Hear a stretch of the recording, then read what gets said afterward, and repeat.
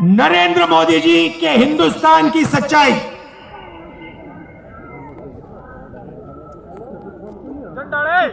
दो हिंदुस्तान बन गए हैं। एक किसान, मजदूर, छोटे दुकानदार, बेरोजगार युवा,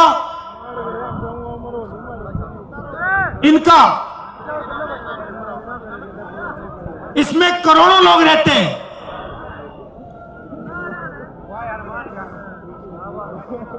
और दूसरा हिंदुस्तान 200-300 लोगों का हिंदुस्तान, अंबानी अडानी का, 200-300 लोगों के हिंदुस्तान के पास पूरा का पूरा धन, अंबानी अडानी, आपके पास कुछ नहीं।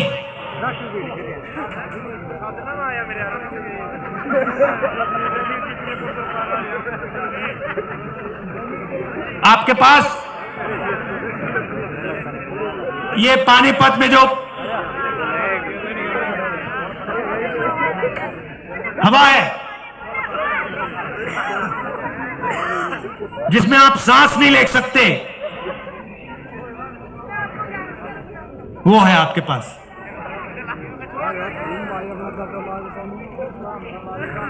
ताली बजा रहे हो भैया, कैंसर है ये। पोल्यूशन है, पोल्यूशन भाई, पोल्यूशन है, पोल्यूशन आपको भी हो रहा है, सबको हो रहा है। जाहिर है पोल्यूशन है। अच्छा, पहले क्या था? पहले ये जो आपका शहर है, स्मॉल और मीडियम इंडस्ट्री का सेंटर था। यहां पे हजारों छोटे बिजनेस चलते थे, लाखों लोगों को रोजगार मिलता था।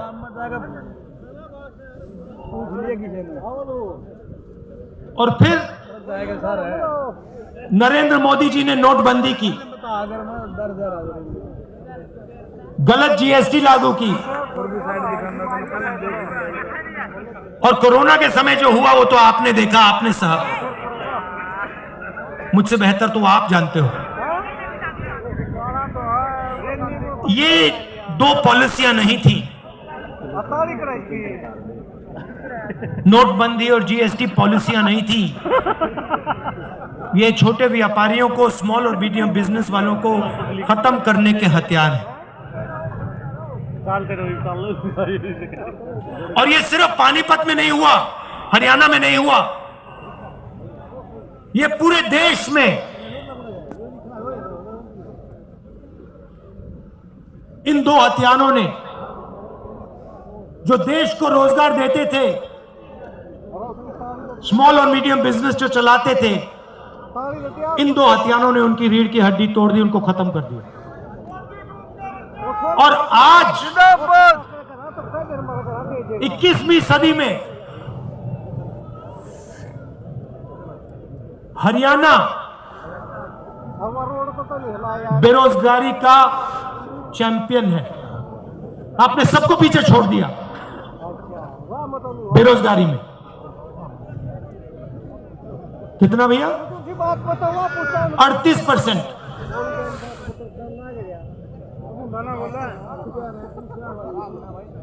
खुशी की बात नहीं,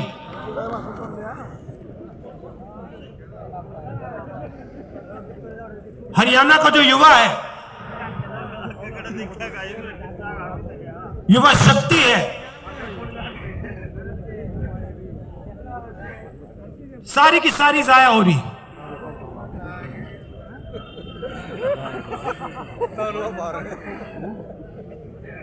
अच्छा भैया, 3.5 साल हो गई, एक भर्ती नहीं हुई। मुझे पहले अग्निवीर के बारे में बताओ। ये अग्निवीर योजना मुझे पहले समझा दो, ये है क्या? भर्ती की बात करनी है तो अग्निवीर की बात करो। फद्दू बना रे। ये कहते हैं, पहले कहते हैं हम देशभक्त हैं, बेवकूफ बना रे। कहते हैं बीजेपी वाले लोग कहते हैं हम देशभक्त हैं, बेवकूफ बना रे। मुझे इनकी देशभक्ति समझाओ। हिंदुस्तान में लाखों लोग, हाँ लाखों युवा सुबह उठ के 4 बजे, ये यात्रा 6 बजे शुरू होती है, ये यात्रा 6 बजे शुरू होती है। इसके बारे में कंप्लेंट आ रही है कि भैया इसको 6 बजे नहीं, इसको 7 बजे शुरू करो। मैं कहता हूं नहीं, मैं नहीं करता, मैं 6 बजे करूंगा। 8 बजे कह रहे हैं, देखो ये 6 बजे चालू होती है। किसान कितने बजे उठता है? 4 बजे। जो सेना में भर्ती होने के लिए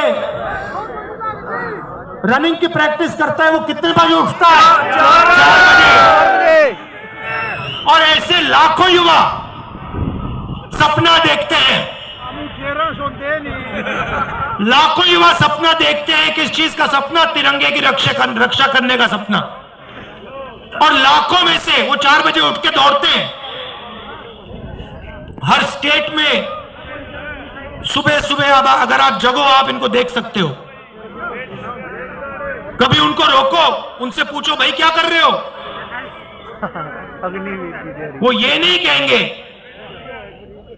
कि हम सेना में जाने की तैयारी कर रहे हैं। वो कहते हैं हम तिरंगे की रक्षा करना चाहते हैं, वो कहते हैं। अब लाखों युवा दौड़ते हैं। हर स्टेट में 4 बजे सुबह। उनमें से पहले 80,000, तकरीबन हर साल 80,000 चुने जाते थे।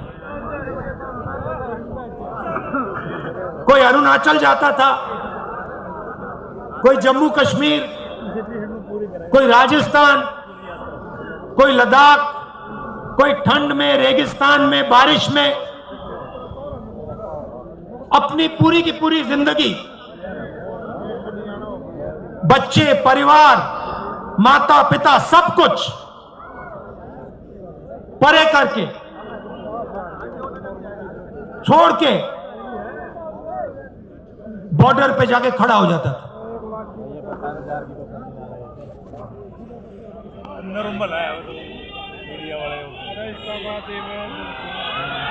नहीं, सुनो, बात सुनो। वो बॉर्डर पे खड़े होते थे, वहां पे तूफान आ जाए, बर्फ गिर जाए, गोली लग जाए, बम फट जाए, कुछ नहीं।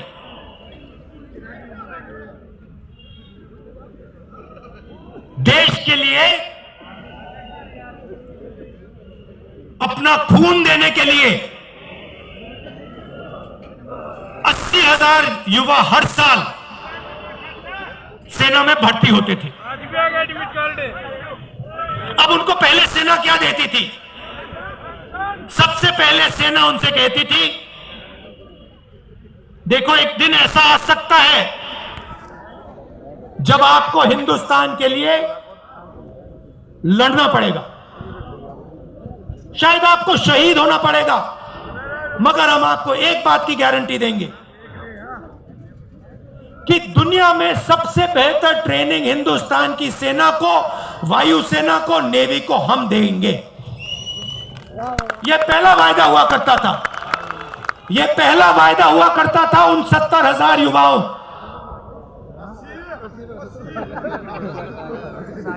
आर्मी कहती थी, हिंदुस्तान की सरकार कहती थी, तुम्हें हम बिना ट्रेनिंग दुश्मन के सामने कभी नहीं खड़ा होने देंगे, क्योंकि हम तुमसे प्यार करते हैं, हम तुम्हारा आदर करते हैं, हम तुम्हारे खून की रक्षा करना चाहते हैं। बिना ट्रेनिंग हम आपको कभी नहीं भेजेंगे, मर जाएंगे मगर नहीं भेजेंगे। पहला वायदा। दूसरा वायदा, 15 साल आपको सर्विस मिलेगी, 15 साल आपको सर्विस मिलेगी। अगर आपको इतनी सी भी चोट लगी, इतनी सी चोट लगी उंगली पे, हम आपकी रक्षा करेंगे, जो भी आपको चाहिए हम आपको दे देंगे। यह था दूसरा वायदा। तीसरा वायदा, आपने इस देश के लिए अपना पूरी जिंदगी दे दी, पूरी की पूरी आपने जिंदगी दी, आपने अपने बच्चे दे दिए, माता पिता दे दिए, परिवार दे दिया, अपने सारे के सारे सपने दे दिए इस तिरंगे को रक्षा करने के लिए। ठीक है, हम आपको पेंशन देंगे, और जब आप गांव में वापस जाओगे,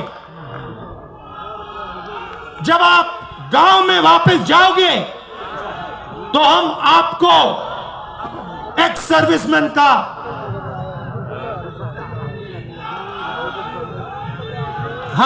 एक्स सर्विसमैन कह के हम आपको गांव भेजेंगे, कि आपको वहां पे, चाहे आप शहर में रहो चाहे आप गांव में रहो, जब हिंदुस्तान की बाकी जनता आपकी ओर देखे, वो कहे कि इस व्यक्ति ने वो किया जो मैंने नहीं किया, इस व्यक्ति ने अपनी जिंदगी इस देश को दी, अपना खून इस देश को दिया, अपने सपने इस देश को दिए, और इसीलिए मैं इस व्यक्ति का आदर करूंगा, इसका रिस्पेक्ट करूंगा। ये 3 वायदे हिंदुस्तान की सरकार, हिंदुस्तान की जनता अपनी सेना, अपनी वायुसेना और अपनी नेवी के हर व्यक्ति को देती थी। अब अग्निवीर योजना ने, नहीं सुनिए, अग्निवीर योजना ने ये तीनों के तीनों वायदे तोड़ दिए हैं। अग्निवीर योजना क्या कहती है? उन्हीं 70,000, उन्हीं लाखों युवाओं से कहती भैया 80,000 तो नहीं लेंगे, 40,000 लेंगे। और वो जो 15 साल की बात थी, वो जो सर्विस की बात थी, उसे भूल जाओ। 4 साल बाद, पहले 80,000 लिए जाते थे, 4 साल बाद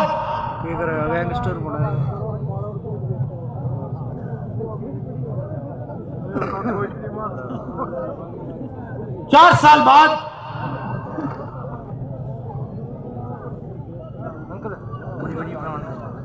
हम 75% को वापस भेज देंगे, निकाल देंगे, बस 25% हम रखेंगे।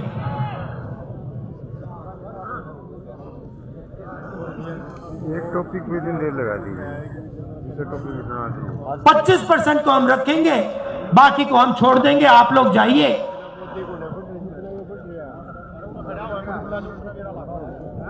बेरोजगार हो जाइए। मोदी तो अनपढ़ है, चाहे बेचा करता। अच्छा, जो पहले हम ट्रेनिंग देते थे, उन्होंने पढ़ कौन कहे थे, भाई जो सैनिक को तैयार करने में 5, 10, 15 साल लगते हैं, मिसाइल चलाने में, रॉकेट चलाने में, हथियार को ठीक से चलाने में जो टाइम लगता है उसको भूल जाइए। सिर्फ 6 महीने की ट्रेनिंग की जरूरत है।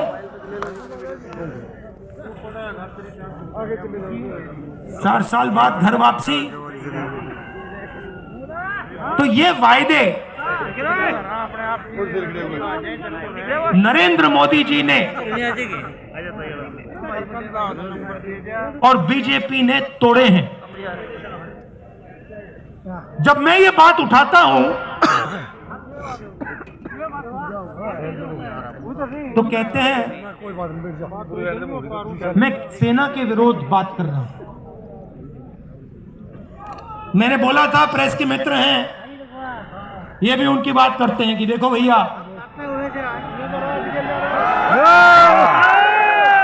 समझ गया,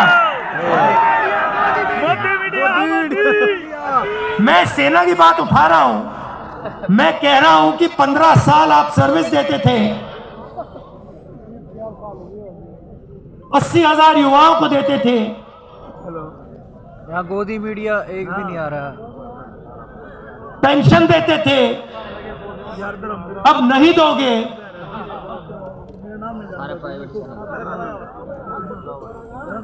पहले ट्रेनिंग देते थे, सालों के लिए ट्रेनिंग देते थे, अब 6 महीने की ट्रेनिंग दोगे। अग्निवीर योजना वो लाए और मैं सेना के खिलाफ